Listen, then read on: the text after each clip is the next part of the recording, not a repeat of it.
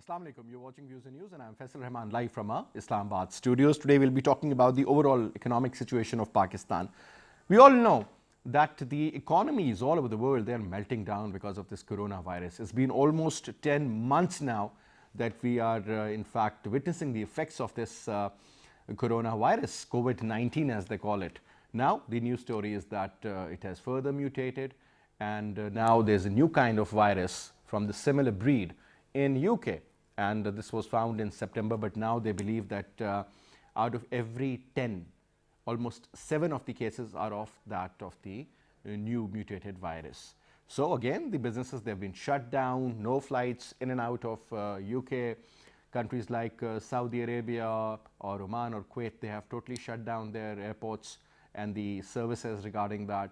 So the cases with Pakistan, we are not allowed to go to Saudi Arabia. UK flights coming from the United Kingdom, now they have also been stopped. Similarly, a lot of other problems do occur when you have such a tight system, where you're trying to, in fact, put a lockdown, but that affects the economy again.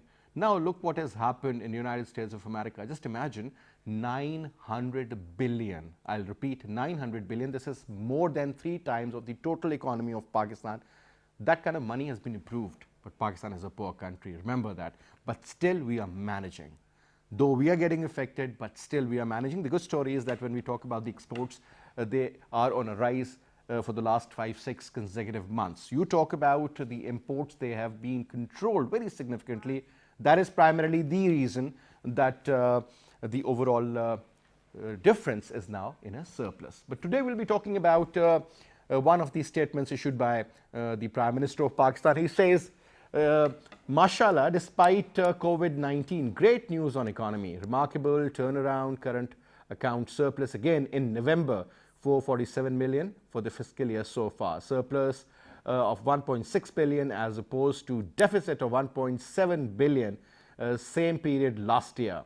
The State Bank of Pakistan's forex reserves have risen to about 15 billion, highest in 3 years. Despite the money we've been paying, though we got it from China, but still we are paying back the money which we earlier taken by the Saudis. Sorry, it is not 15, it is over 13 billion dollars.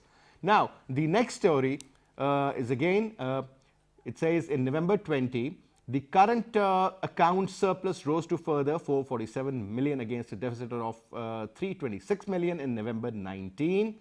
So when you compare on a month-to-month basis, so far in fiscal year 21, the surplus has reached 1.6 billion dollars compared to a deficit of 1.7 billion over the same period last year. Now, interestingly, if you look at the number, now that has been in positive index rather than being in the negative. So if you look at the total difference, you can well imagine it's around 3 billion plus. So that's pretty significant. Again, when we talk about, in contrast to the previous 5 years, current account has been in surplus throughout fiscal year 21 due to an improved trade balance and a sustained increase in remittances. 2 major reasons. A lot of money is coming from the Middle Eastern countries, especially from UAE and Saudi Arabia, and at the same time, as I earlier mentioned, that the exports, they have shown a very significant turnaround. So and I would say that the textile exporters are very happy now. So the case is with the other ones. They've been given a lot of support from the government, and at the same time, when we talk about both exports and imports picked up, reflecting recovery in external demand and domestic economic activity.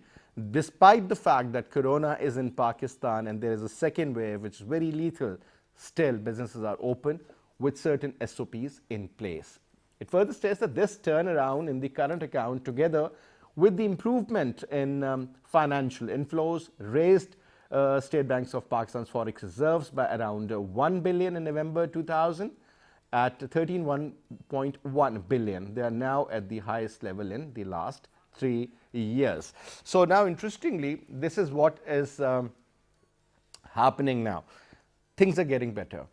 But again, when we talk about the agriculture sector and the services sector, that's where we need to look into as well. And then macro level issues are mostly sorted out, but the real problem lies with the micro level hurdles or hindrances, as they say. To talk about this issue, let me introduce you to our panel. We have with us in our studio Ahmed Hassan Mughal Saab. He's the former president of Islamabad Chamber of Commerce and Industry. Mughal Saab, thank you so much for your time. And we'll be talking to Abid Suleri Saab. Abid Qayyum Suleri is the member of Prime Minister's Economic Advisory Council. And we'll also be talking to Mehtab Haider Saab, who is a senior journalist. Now, let me put the first question to you, Ahmed Hassan Mughal Saab. As the Prime Minister said that for the last at least 5-6 months, I've been also following this story regarding the exports and the imports. And interestingly, we've seen that the imports, they have declined, obviously because of the government measures. And at the same time, the exports, they have picked up. And where we used to see the trade deficit, now the word surplus, interestingly, has been replaced by that. Now, that's a very good sign. And when you look at the State Bank's reserves, they are around 13.1 billion. Interest rate is stable now. At the same time, having said that, now it seems that we are moving in the right direction, slowly but surely. Mughal sir. Thank you, first of all, Faisal. Of course, you know, with the trade surplus, it's been in positive for the last few months as well. The government has been, like you already mentioned, that you know they've been focusing on curtailing the imports and promoting exports. So one of the sectors that we've seen recently that has seen a bit of revival is the textile industry. Before Corona hit Pakistan, there were some orders that were cancelled in textile as well. But now, you know, because we are the one, we've been blessed that, you know, it has not affected us in such a bad way that, you know, we had to close down all the industries.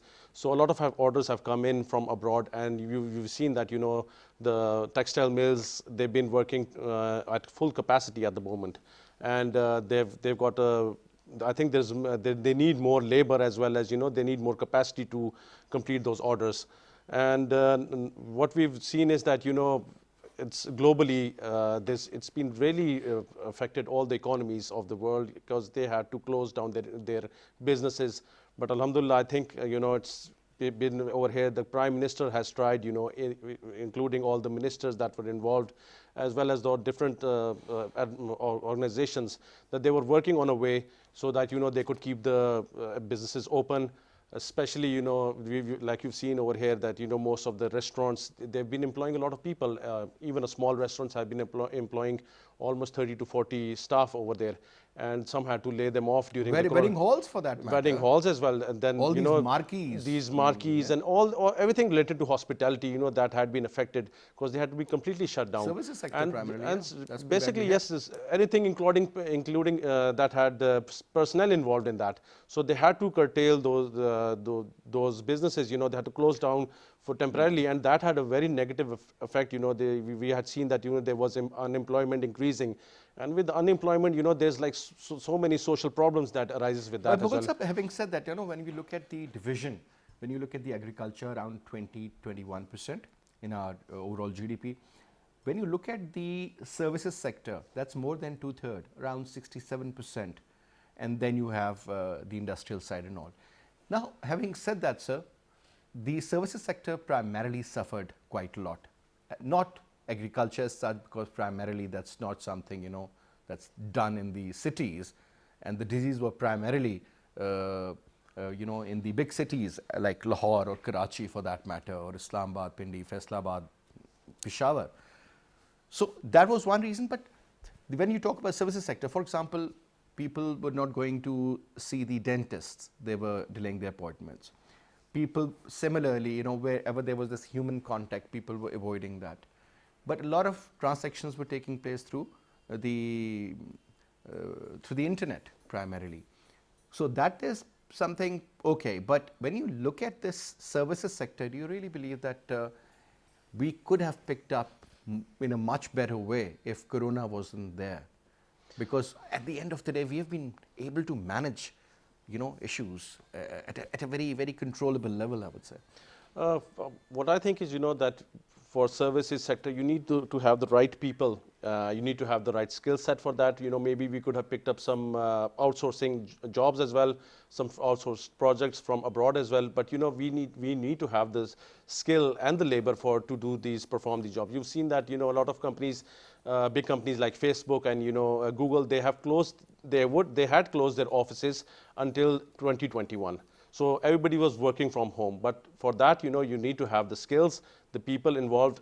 IT, we've had so many graduates coming in, but they need a way, they need to find a way to, they could have taken, if they would have been provided a roadmap of how they could, enter into the global market. Like India has been most of the jobs related to IT are outsourced to India.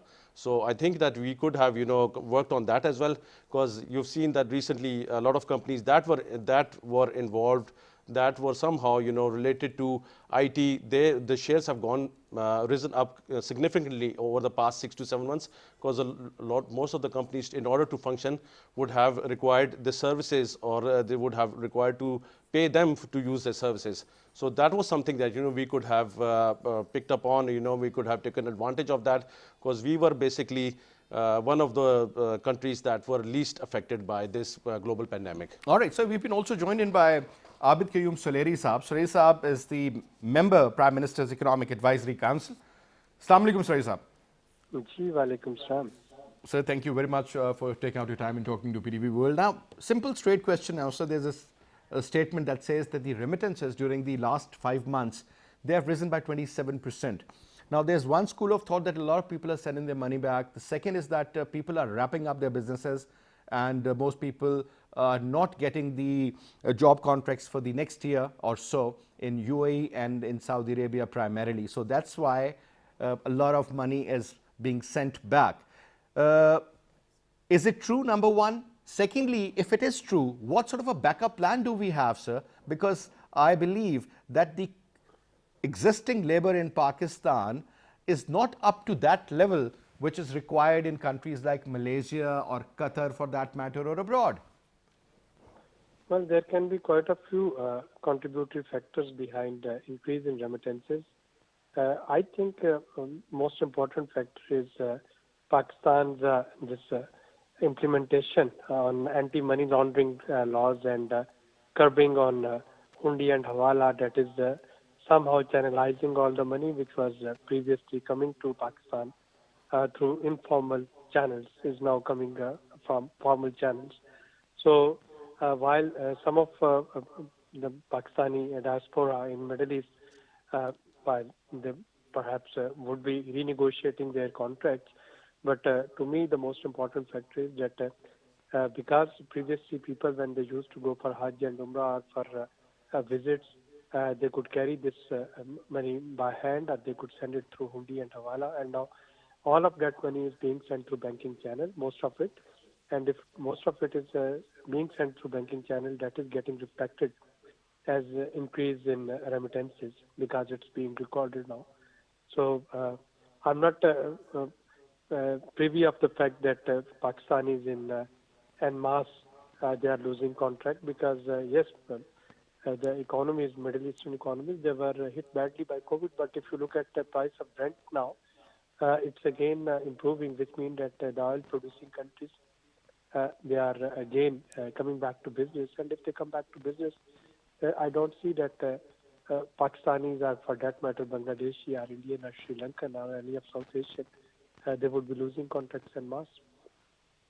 Now Suleri Saab, another point that is also something important to talk about, and just tell us that when you look at the current economic situation, it is generally believed that the inflation is hovering around 8.3, 8.4%. That has also come down. I was earlier asking you about the imports and the exports, and they have also they've shown good results during the past 5 years. We are into surplus. But sir, one important area again is that the kind of market share, because I remember every time we used to talk about exports, primarily it was always textile driven, whether in the form of bed sheets or towels or ready-made garments, and you name it. But sir, then we realized that a lot of our textile, it primarily moved to Bangladesh, few of the major factories were shut down, lack of labor, lack of electricity, or if there was availability of electricity, the price was too high. So the cost of doing business wasn't manageable. But sir, now things are very different. Do you think, is it because of that, or you are also seeking for further market share, tapping the virgin markets for that matter, or trying to capture the existing share which you have and sort of capitalizing on that, sir? Well, I think in this year of COVID, one thing that helped Pakistan in capturing our exports is the policy of smart lockdown. So while our competitive markets and competitive countries, while they were following some sort of complete lockdown, Pakistan followed this policy whereby some of the industries, they were still functional, and I think that helped in getting our export orders back from Bangladesh, and we also got some of the export orders which were diverted from India. So now, today, if we say that our textile sector is working on full capacity, that is primarily that Pakistani industry, and especially textile industry, they proved that they could bounce back even in the times of COVID, and that helped us in regaining our market share. Similarly, some of the policies which I think must be acknowledged here, State Bank's policy of this temporary refinancing facility, I think that helped industry. Similarly, DTL policy, this debt and liability deferment policy, that helped. Similarly, State Bank of Pakistan, they provided some loans to industry so that they don't lay off their workers. That helped, and most recently, this rationalization of energy tariff, whereby in the electricity tariff, this peak hour and off-peak hour distinction, that is now removed, and industries, they are encouraged to run 24/7. So I think some of these policies, they did help with the smart lockdown, and we were able to actually attract some new orders, some previous orders, and now one has to see that how far our textile industry, they will be able to capitalize upon it and use it as an entry point for regaining their market share. I think that is pretty well done. That's what I can say. But Abid Saab, we have also been joined in by Mehtab Haider Saab, senior journalist. And I'll put this question regarding the inflation to him. Yesterday there was a meeting, Mehtab Saab, where the Finance Minister Abdul Hafiz Sheikh, he in fact was presiding the meeting of the National Pricing Monitoring Committee, and he was briefed that the inflation has witnessed a decline, and especially when you talk about the prices of wheat, of tomatoes, onions, potatoes and chicken, they believe that it has declined. Now, bringing the inflation down. But what we have learned over a period of time, that the middlemen, I mean, that is where the problem seems to be. The producer is doing whatever they could have done. The final consumer ends up suffering because of the price, because primarily there are middlemen in between. So, and these are the ones who are stockists. I mean, they do hoarding, and that is primarily the reason the prices, they shoot up. Now, let's talk about that. Your take on that, Mehtab Haider Saab. Let's talk about the food bar. Thank you very much, sir. Basically, inflation is a supply side phenomenon in Pakistan. And you have rightly mentioned that this man they are earning huge profits, and no one is raising question about them. For instance, growers who are producing different products, vegetables and fruits and other commodities, they are not getting what is required to get. For instance, the government has fixed the spot price of wheat, and in the same summary, the Ministry of Food and Agriculture mentioned that the input cost is almost the same, but the government has fixed the price. But in the market, the price is much higher. So the problem is this middleman, and after the 18th Amendment, now the prices, and especially the agriculture sector, it has been transferred to the provinces. Correct. So this federalism requires that all the stakeholders must share the responsibility, and provinces have the largest responsibility in this regard to fix the prices, and they must also focus to fix those who are earning the lofty profits. And one of them is the middleman. Middleman in terms of agriculture sector and on all other commodities as well. So there is a need to fix that, and it is the responsibility of the provincial government to fix that. All right. Now, another important area, Mehtab Sahab, that is about the procurement issue. We always end up hearing that the Federation is saying something else, and for example, the Sindh government is doing something else. When they're supposed to procure or purchase, they don't do that. And when they want to import, there's another issue. You know, because of the 18th Amendment, obviously. But don't you think it is much desirable that the product prices all over Pakistan should remain the same? And very much same, by the way, just like fuel for that matter. But having said that now, what sort of a mechanism do you believe should be there? Because there are certain crops which are produced much earlier in Sindh as compared to Punjab, and so the case is with Punjab and KPK for that matter. So that is one area, you know, where the prices, I mean, you know, they create a problem because the producer isn't paid the right amount of money because maybe Sindh has already, you know, filled in that particular gap. So and so forth, I mean, in so many other things. But your take on this particular issue, don't you think that there should be a proper mechanism where the Federation should be in touch almost on weekly basis with the provincial governments regarding the commodity prices? Of course, you're absolutely right. And this kind of mechanism can be devised. For instance, there should be a monitoring cell in the Ministry of Food and Agriculture, and some time back, Prime Minister had instructed the Ministry of Food and Agriculture at the federal level to monitor the supply situation of all commodities and then devise a mechanism with the that. For instance, if we plan properly and if there is a shortage coming of any of the commodity, so we can plan to import or we can plan better logistics to fulfill the requirements in one part of the country to another part of the country. So better coordination and better planning is required to minimize this rising inflation. And for instance, for your audience, I think inflation has touched its peak. Now, if there is a proper governance and there is a proper monitoring and proper coordination, inflation should come down with passage of every week and every month. Mm-hmm. But if there is any supply side disruptions, then it could be a problem. It shouldn't be.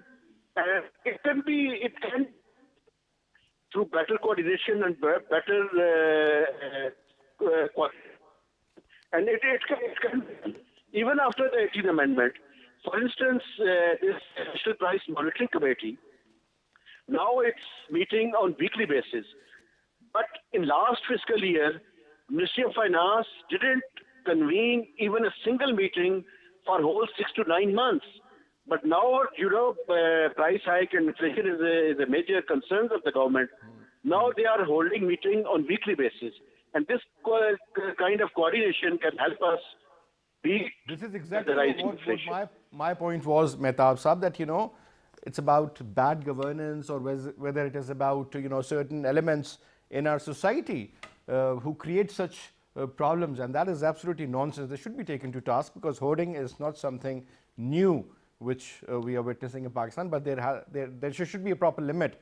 Talking about the small and medium enterprises, now the tariff rate is almost the same for them also. Peak time, when you talk about that, I mean, they used to charge more, but now that's been taken care of also.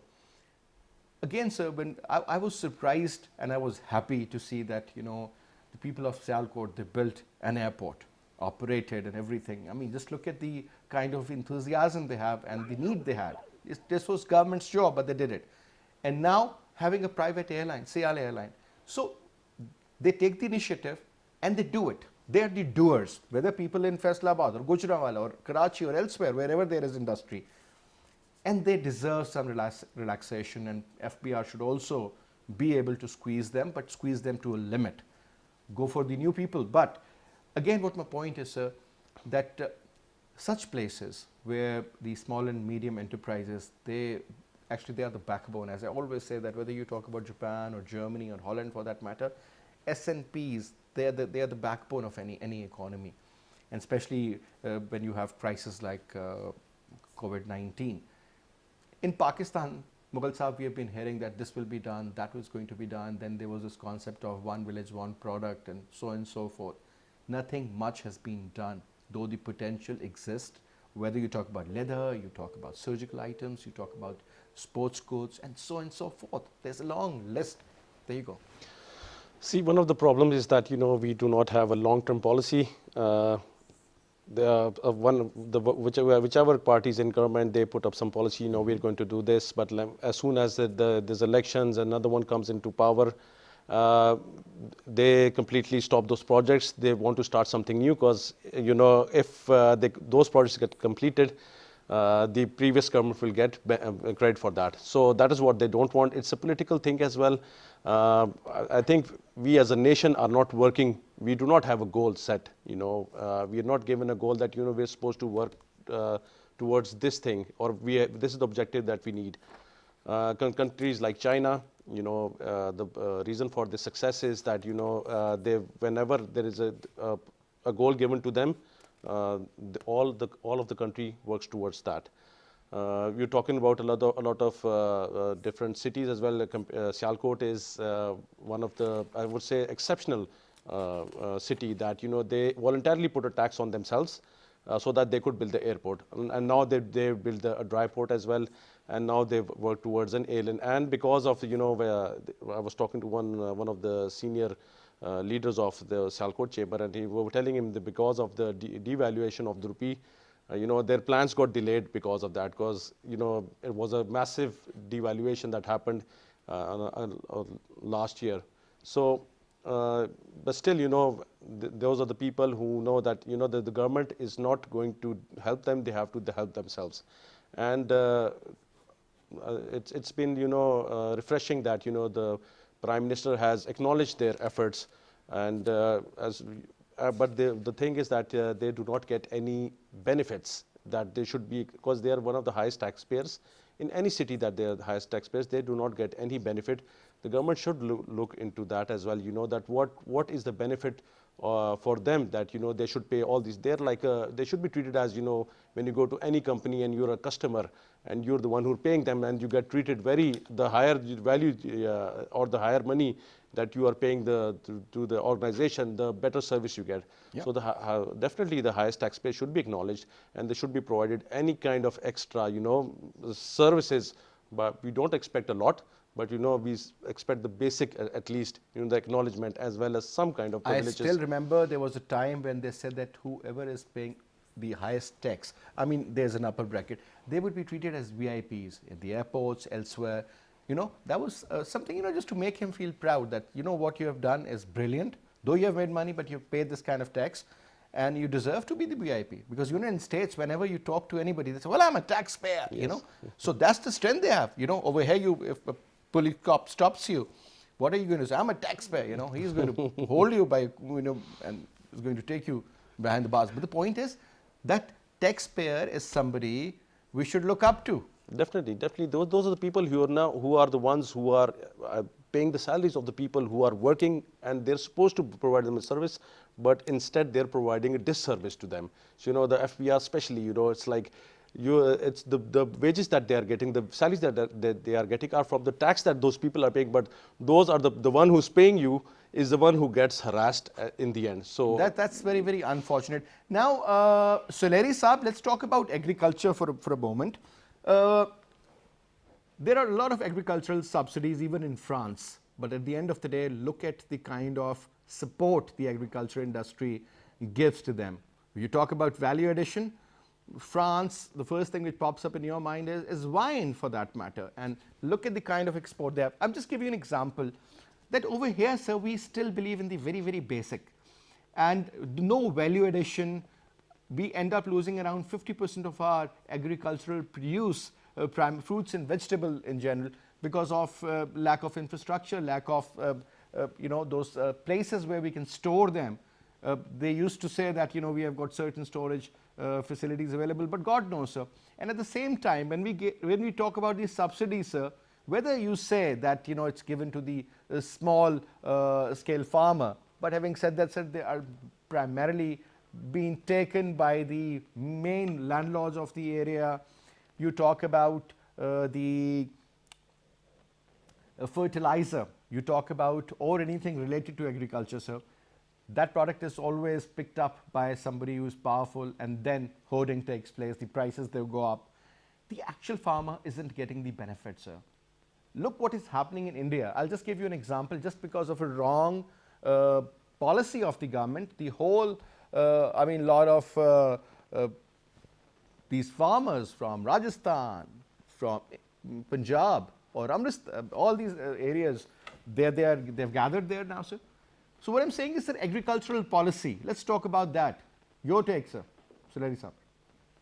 Well, I think agriculture is again one of the ministries or department or sector that got negatively affected by this 18th Amendment.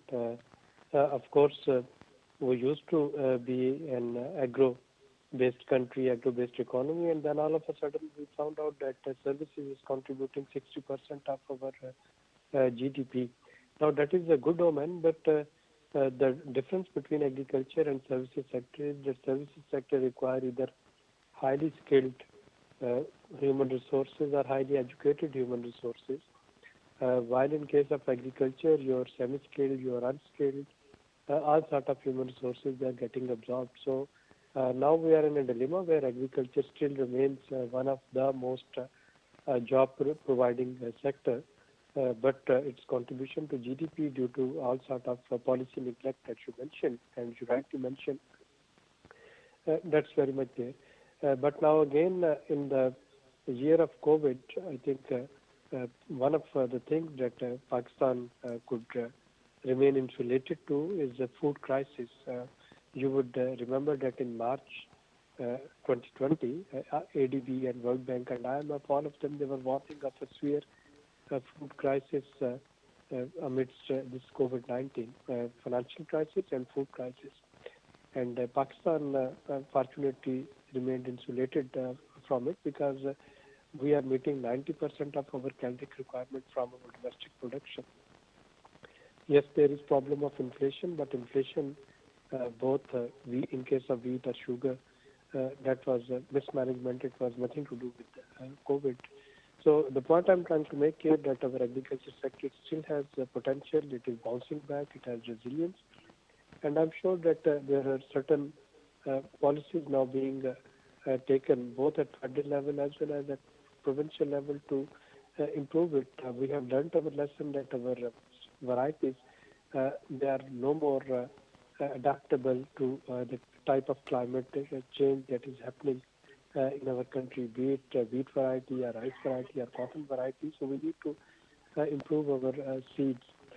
We have also learned that our varieties, they are not able to tolerate water stress and high temperature. So again, research and development is required over there. And now, both from domestic resources as well as with the help of China, the attention is being paid to this research and development. And just for the viewers, for the first time, China's embassy, they have appointed an agriculture counselor in the embassy. And that shows the seriousness of China towards making agriculture as part of CPEC. So right. I hope that if again policy consistency remains there, perhaps attention would be diverted to China, because we can't afford to spend our hard-earned foreign exchange on import of wheat or import of cotton yarn. Exactly, that is what we're even sir, when you talk about ketchup, or I'm talking about the very basic produce, why can't we do that in Pakistan, and instead of importing them, export them? especially in the agricultural side, sir, we hardly see any value addition. Now, one quick comment, sir. Asian Development Bank's report suggests that primarily they believe that Pakistan is on a path of recovery, and the manufacturing side, in particular construction, is going to be the leading, area. But when we talk about, we still believe that Pakistan is an agro-based country. Sir, now it's been constantly shrinking. I remember it used to be around 29% about a decade and a half ago. Now it's coming down, it's almost 21%. Are we still an agro-based country, sir, or we are somewhere in between the manufacturing and the agro-based, sir? Or do we have a design that where do we need to go from here, say in another 10 years or something? Things are changing, the weather patterns are changing, everything is changing, sir. Certainly, agriculture would remain the backbone of economy. As I told you that Pakistan, if we look at our GDP composition, one can say that this dominant contribution is coming from services sector, which is contributing almost 60% of our GDP, and then comes manufacturing and agriculture. But having said it, it's just a GDP number. But if one looks at the employment figures, or if one looks at the dependence of food security, agriculture is very much there, and its importance can't be compromised. Now, one have to do some sort of trade-off. One trade-off is whether we still want to continue our this horizontal and spatial expansion policy when it comes to construction and real estate, or do we want to go for vertical buildings, apartment culture, which is now a norm of the day in all of the developed countries. And second, of course, agriculture, we need to treat it as an industry, and we need to invest in its research and development if we really want to just fill in the gap, the production gap that exists in our side of Punjab and Indian side of Punjab. So the same topography, the same soil, the same weather, everything is there. So how come that Indian farmer in Punjab is getting almost a double yield than our used to get farmers? free electricity, So of course, no it's tube charges or with anything of that sort. research and development and policies where we have to invest, and we can't ignore the importance of agriculture. Last quick comment, sir, before we let you go. That is about the economic growth of Pakistan. According to, again, Asian Development Bank, they believe that it would be around 2.8%. Few suggest it is going to be around 2%. Now, please tell us that, when you're looking at a certain growth rate, which is very less, yet you're in the positive index, and most likely we'll be getting rid of this COVID-19, say in another 6 months to maybe 8 months or so. The vaccine is going to be available. So with the current prediction, do you see the next year or the next fiscal year, let me put it this way, is going to be a lot better than the previous one, sir? And if so, in which particular area, sir? Well, Faisal, I think this is the year which is, of course, very unusual year in the history of mankind. And 10 years down the road, when we look back at the numbers of 2020, it would be an outlier. So right now, perhaps we shouldn't get bothered about GDP, or we shouldn't get bothered about fiscal deficit or current account deficit or any other macro indicator. I think what matters right now is that which government and governments, which policies they can strengthen your public health infrastructure so that we can have a better resilience against COVID-19.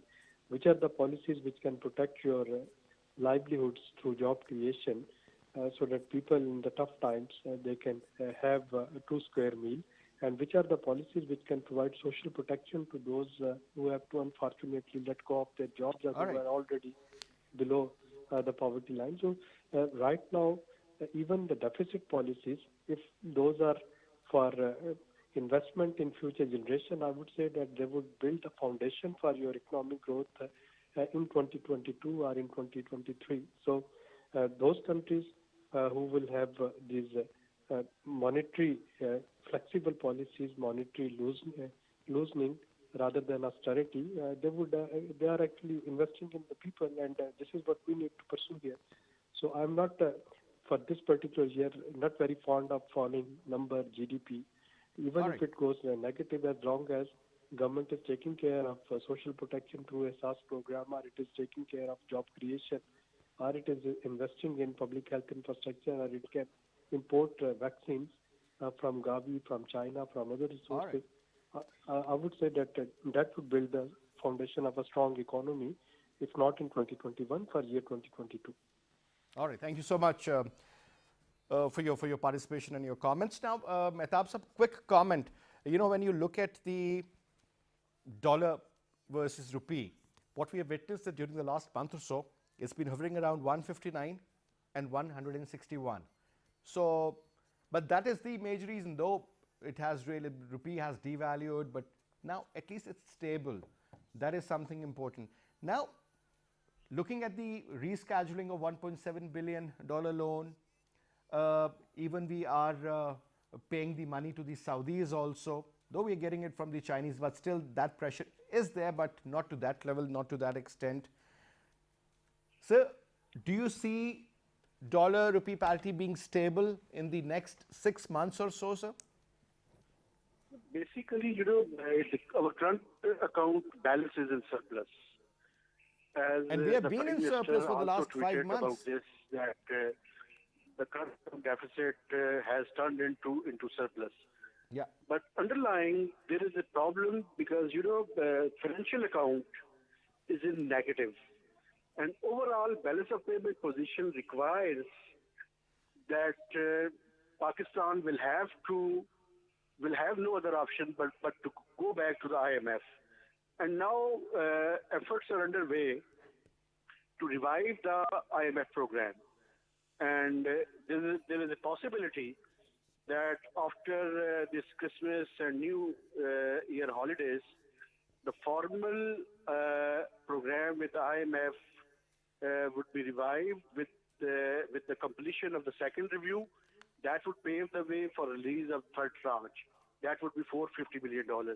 Because, without IMF program, or without IMF backing, it would be hard for Pakistan to generate program lending from other multilateral creditors. And in next 5 to 6 months, if there will be no IMF program, then there is a possibility that this exchange rate might come under pressure. So for having on safe side, and there is also the possibility that Pakistan should also move cautiously because of the possibility of the second wave of the COVID-19. Mm-hmm. So IMF program, revival of IMF program is on card. And with revival of this IMF program, then this balance of payment problem will be resolved on permanent basis. And you rightly pointed out that after getting back the $1 billion by the Saudis, we have got financing facility from China, but it will only But when we say gap. From China, sir, we should also make it clear that China helped it in a way that China got it to Pakistan through the IMF. There's a circle, isn't it? Mehtab Sahab? Hello. Yeah. I'm saying that money that the Chinese gave us to repay Saudi Arabia was primarily, there was this mechanism that the Chinese got that money for us through IMF, correct? No, that money will only bridge the gap because we have a financing requirement, and financing requirement that was part of the IMF program, and because of that gap, the Chinese money will only bridge that financing gap. But overall, we need to go back to the IMF program because otherwise, if current account is in surplus, but the financial account is still in negative. Yeah. So underlying, there is a need to generate the desired dollar inflows, cheap dollar inflows basically. And that can be generated through budgetary loans from the other multilateral creditors. All right, sir. Thank you very much, Mehtab. So now, a quick comment. The chamber primarily its work is to come up with solutions and problems, and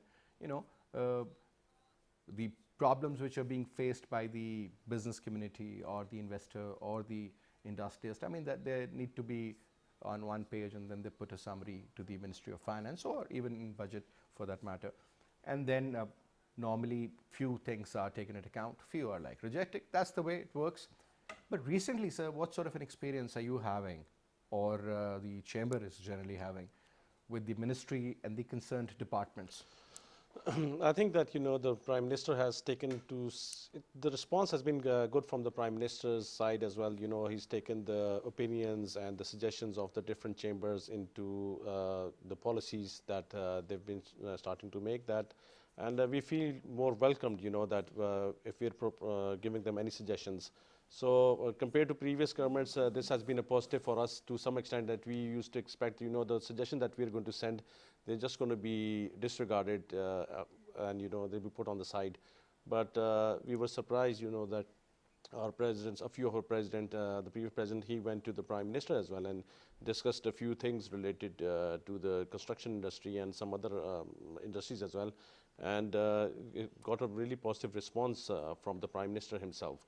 So we're hoping, that if as soon the right people that you listen to, if you listen to the right people, you'll make policies that will be helpful in not only, promoting the businesses as well, and when the businesses will grow, your tax collection will increase as well. Definitely, when you talk about construction, there are so many businesses associated and related with it, like more than 40, 45, this is what they claim. And the Prime Minister's main focus is about construction, because it is going to give support to so many other sectors, cement, brick making for that matter. And it generates a lot of job opportunities also. But anyway, let's see where it leads. But as long as they're in the right direction, without that, the overall pace isn't that fast. But I think that's the global approach these days, that things are not moving in the right direction for many countries for that matter. Look what USA is going through, such a big economy. Especially that we need to survive this storm that we're in. So I think, Mughal Sahab, next 1 year would be very important. I think that is going to make it or break it. I mean, that is also going to declare the direction. But anyway, Mughal Sahab, it was a pleasure having you, sir. Thank you so much. Mehtab Sahab, it was a pleasure having you too. And our friend Qayyum Sarari Sahab, was great to have you in our show as well. And that's all we have for this week. I'll see you inshallah tomorrow. Till then, you take good care. Khuda Hafiz.